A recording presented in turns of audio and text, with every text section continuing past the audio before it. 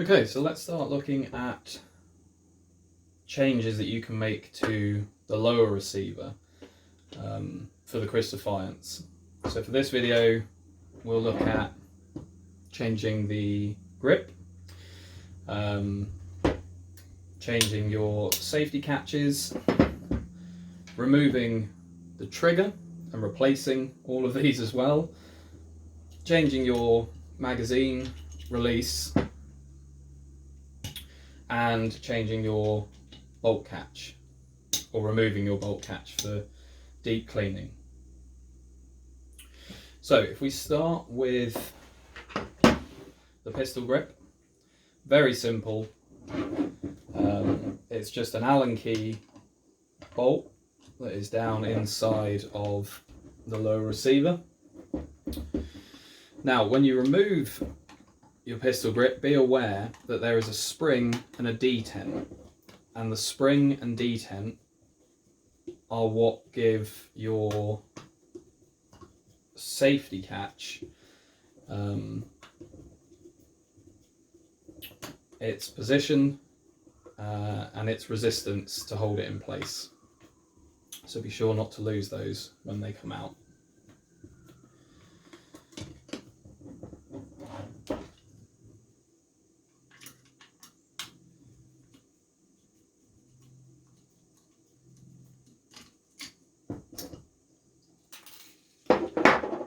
So there is the spring, and there is the detent. So the spring just sits inside your pistol grip, and all of your pistol grips that are AR-15 specific will come with that little hole for that to sit in. And the detent just sits in a hole in your lower receiver, and as you can see, there is now nothing stopping your safety from moving freely. Unfortunately, this doesn't allow you to go fully auto, but you know, we can but dream. So next, for the sake of ease of removing the safeties, I will take the trigger out, or the trigger group. And for this, it's a simple matter of removing these pins.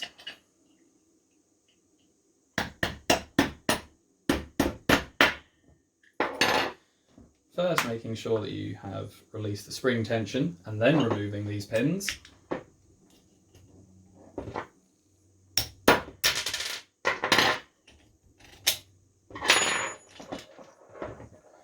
So there is your sear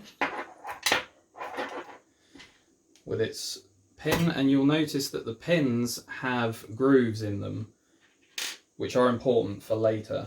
They are what stop the pins from walking out as they latch into your springs on your sear and on your trigger plate. Now, when you remove the trigger, it will come into two parts. So you will have this part, and then you will have the trigger itself.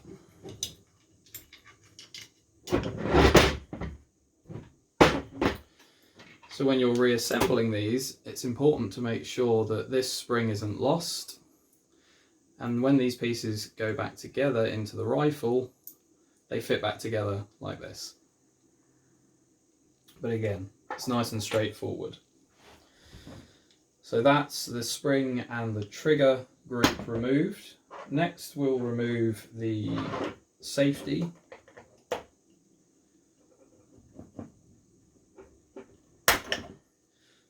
And the safety removal is a simple matter of taking out the screws,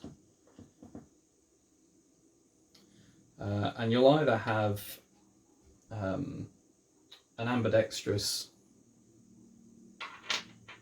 safety lever, or if you're removing your original, it will just be on the single side, but it's the same process. And when you've got the trigger removed, it will just slide out nice and easy. If you're trying to remove it with the trigger still in place, you'll find that you'll need to twist it a certain way so that there is space for it to remove behind the trigger. Next, we'll take out the magazine release, because that's another simple one. All you have to do is push the magazine release in as far as you can so that your magazine release holder here clears the lower receiver frame, and then you are just unscrewing it. If you haven't got a ambidextrous release in place, this will be a little more fiddly because the piece of metal you're working with is going to be flat, but you can just put a little bit of muscle behind it and it will work fine. So you've got a nice big spring there that you need to keep hold of, and then these pieces, literally your magazine release button just screws into the other side, and that's what holds it in place. Should probably be stacking these more neatly. Okay, and then lastly, the bolt catch is a little more finicky. So you'll see, again, where I said that I'm not a gunsmith, marred my finish.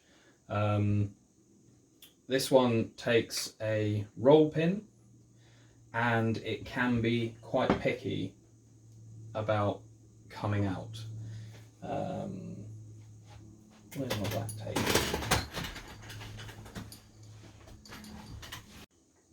Where I said about this being picky and having marred my finish before, through the magic of editing, I've now retrieved my black electric tape to try and help stop that from happening again. Now, this roll pin isn't the easiest of things to remove. It will take some patience. It will take a very small punch, and that's just to get it out. Getting it back in can be equally as fun.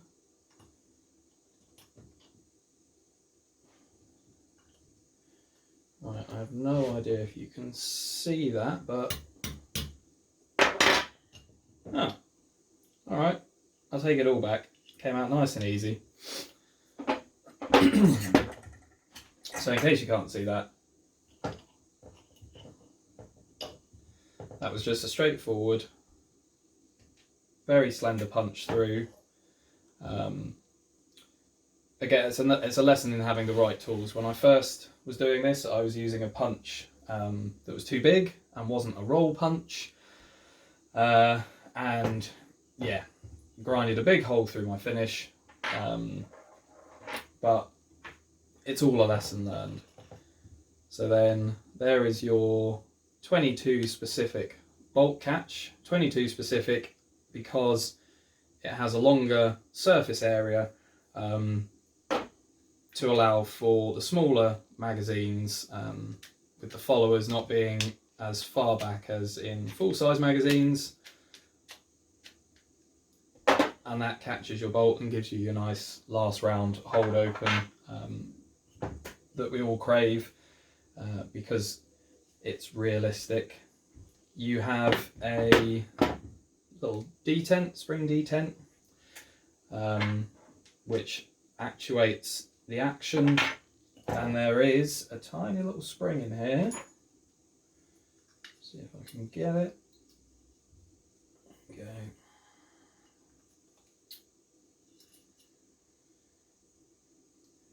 So then this little spring is another catch 22 piece, and it is just a lighter tensioned spring than the one that comes with the gun as standard, just with a view of making the last round hold open more reliable.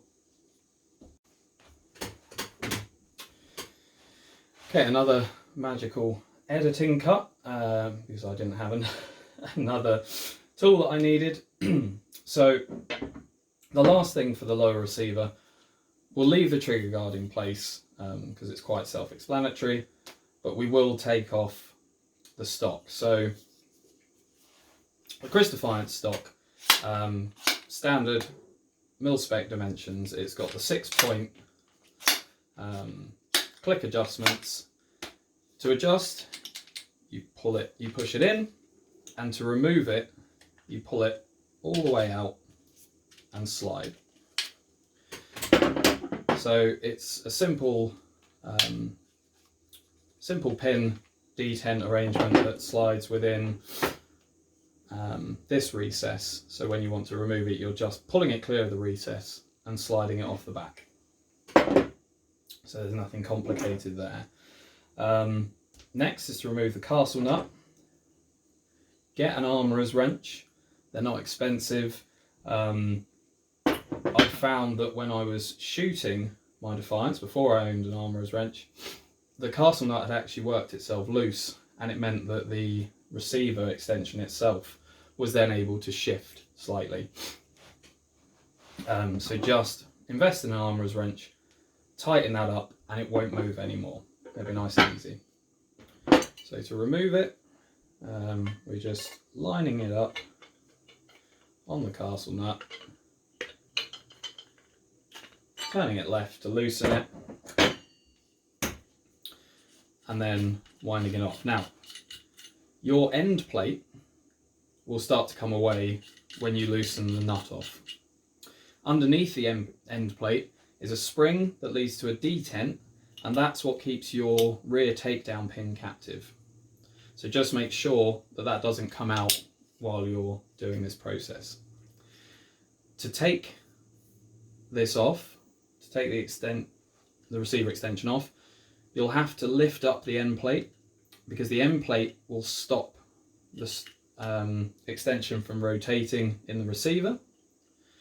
So you can start to loosen that, and as soon as that spring comes clear, just pull that spring out, put it to one side, and then you can just screw that clear.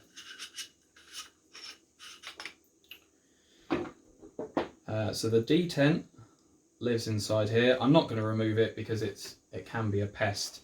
But yeah, it's just serving the purpose of running in that track and holding your rear takedown pin captive. You'll see what I was saying earlier about the lower receiver being solid, blocked off, because it just doesn't require a working buffer tube. So you can see that whilst the dimensions of this receiver are mil-spec, the actual workings, the actual internals, aren't. The hole is smaller. What you can do with this though is, if you want your rifle to be more rearward heavy, to help it sit in your shoulder, you can just pop a little weight in there. You know, personal preference. Your end plate is mil-spec. So if you wanted to get an end plate with a QD mount in it for your sling, then any mil-spec end plate will suffice for your purposes, and that's all there is to the receiver extension. So then the next thing is just to put it all back together. So because your end plate will stop your receiver extension from screwing in, that needs to go on first, and it needs to be slid down, which means that you have to do a little bit of a balancing act with your detent spring. Just put some pressure on that detent spring to make sure that that's holding the detent in place properly. It is. So have the detent spring resting in place. Bring your receiver extension and just start screwing it in. And you'll find that the receiver extension stops screwing in at a point just after the end plate stops clearing the spring. So you want to get that lined up nice and straight. It will still be a little bit loose, because then what you're going to do is pull your receiver plate down, and that's when your castle nut screws down.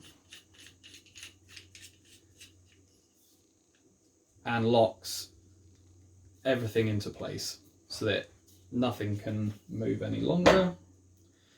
And then you just get your armourer's wrench and just give that a good tighten up. And then once all of that is back on and is nice and straight, which that isn't,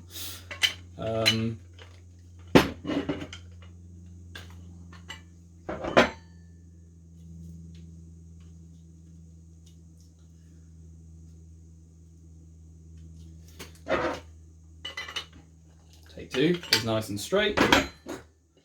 Then you're just sliding your stock back on the same way you took it off, pull it down nice and firm, and just make sure that it clips into the positions once you've got it back together. And that's your stock now back in place.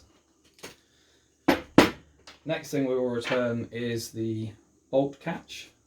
So we put our spring in the bolt catch hole there. When it wants to go in.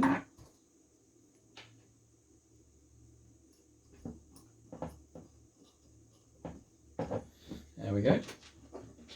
And then our bolt catch detent goes over the top. And then our bolt catch with our bolt catch facing forward just gets slid in over the top like that. And down, and then we want our roll pin to feed back where we got it from, so it's going back in that hole. Let's see if we lined it up.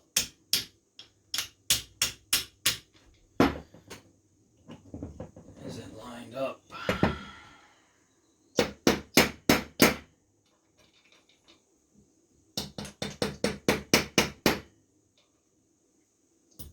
There we go. So, if you've got it lined up correctly, one tap will just knock that in. Now, I have had it before where I don't know if I'd put it in the wrong way round or what had happened, but actually it came loose. So just be careful. Once you've got it in, play around with it, shake it. Just make sure that the way that you've put it back in, it's going to sit firmly. Because yeah, when I was function checking at the end, this came loose and the bolt catch slipped, which was unusual, but something to watch out for. So the next thing that we'll replace is the magazine release.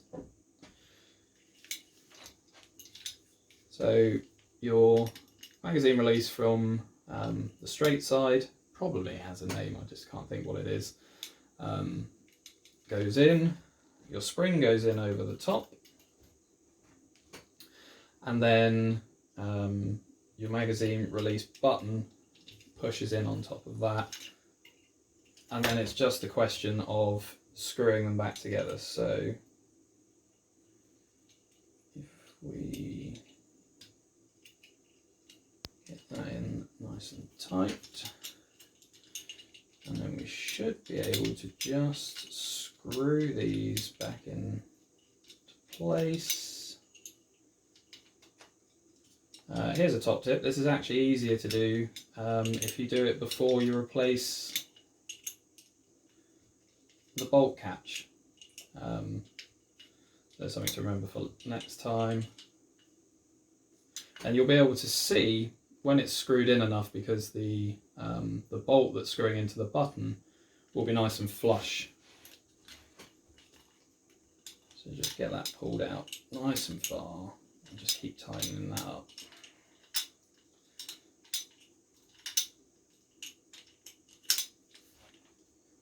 So that's now gone too far the other way. I've over tightened it.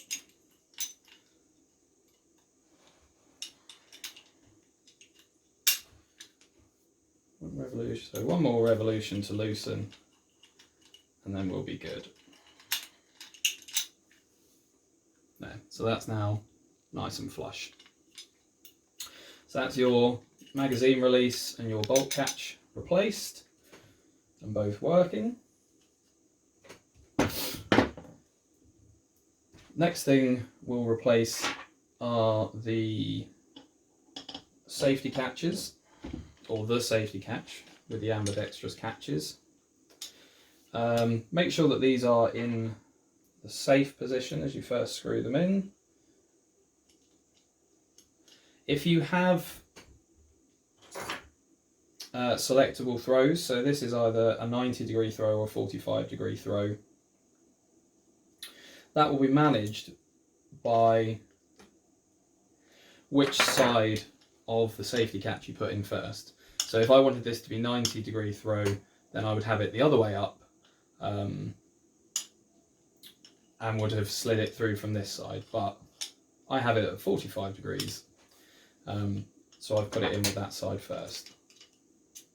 Once we replace the pistol grip, then we'll be able to function test to make sure that that's working correctly, because the detent will be in.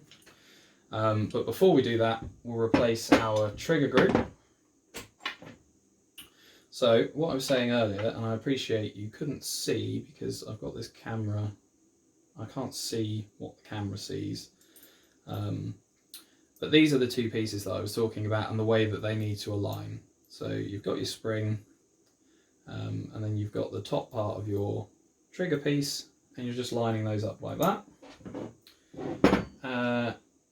And they drop in with the springs of the bottom one pointing forward.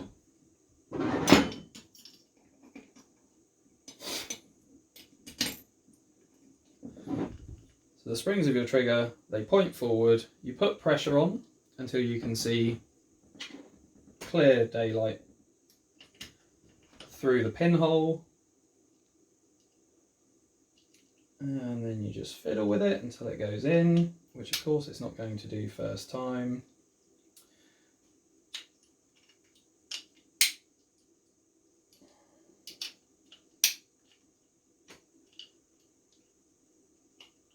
There we go. Okay, so you've got your bottom one in. Now the top is where it gets finicky. So remember that your hammer, is going to be facing forward, coming in like that. And these spring pins need to be oriented in such a way that they are providing that hammer pressure. And the way that you do that is by sliding them in with the pins backwards and feeding them between the gaps in the pin of the trigger. And there will be pressure, and it will take a bit of force to get it to line up like that. If you find that it's been quite easy to put the hammer in, and you haven't had to really push it and give it any muscle, it's probable that your springs have gone underneath the trigger. And if the springs go underneath the trigger, the hammer will function, but what will happen is when you're shooting, the recoil impulse will actually shake the pins loose, and because the spring forks aren't in those pin detents, there's nothing holding them in place, and the pins will work out, and eventually your trigger will just ping. And yes, I'm telling you that from experience. When it comes to replacing your safety with the trigger in or out, the hammer needs to be down to enable you to put it into full safe. If the sear is engaged and the hammer is up, the sear and the trigger piece will be blocking the safety selectors from engaging fully. So that's something else to watch out for. So the next thing we do is we drop our detent into its hole. Make sure that our spring is lined up into the detent hole as we replace our pistol grip. And then tighten that pistol grip back down.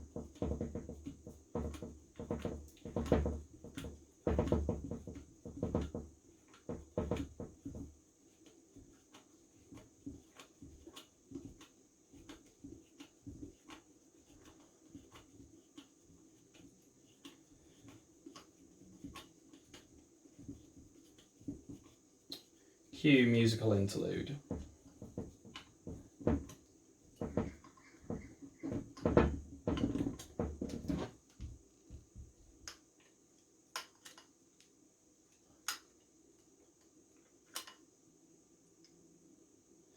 Get that nice and snug. And then when you actuate your safety catch, it should be a hard, positive click.